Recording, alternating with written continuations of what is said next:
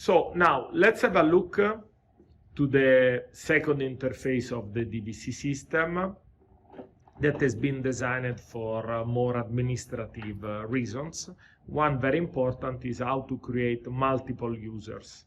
So this interface is called the workplace. Basically, the URL is provided after the installation by our service team. You can enter again with the same by a default password facility _00. And now let's see how to create a new user. So step number one, you have to go under administration and then click on accounts manager. Here there are some already existing. You can add a new one by clicking the button and filling the different fields. The login, username, for instance, training user.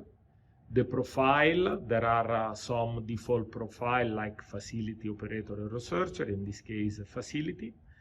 Then filling the remaining fields with the name, the surname, a valid email address. This can be extremely important if you want to receive alarms or tasks. And by clicking add, this training user has been created to access the workplace interface. If you want to add this user also to the DVC operator interface, you have to go under Facility tab, click on Operators, click the button Add, select the just created new user by clicking Add. And now you have, last step, you have to assign a code of 14 digits codes by simply typing also random numbers.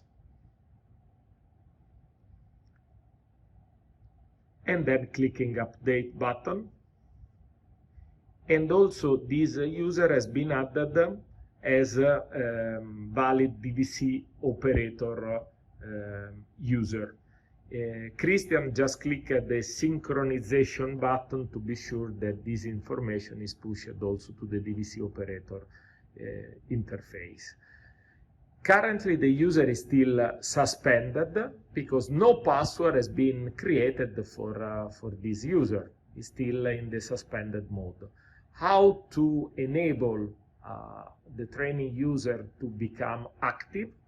Simply you have to ask to this new user to log in for the first time in the workplace interface by using for the first time as a username, the new username just created, and as a password, the same username. So training user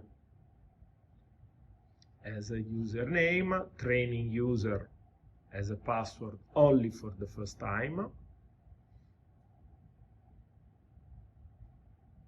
And now the system, by clicking enter, is asking you to insert and create a valid password that must have at least a capital letter, 8 characters, and 2 digits minimum. You have to type twice just to confirm. And now the account has been enabled and the training user can both access the workplace interface as shown here, and now it's enabled, as well as the DVC operator interface. So now by logging out from the interface and entering as a training user with the password just created. And you can create multiple users following this simple workflow to access both DVC Workplace and DVC operator interfaces.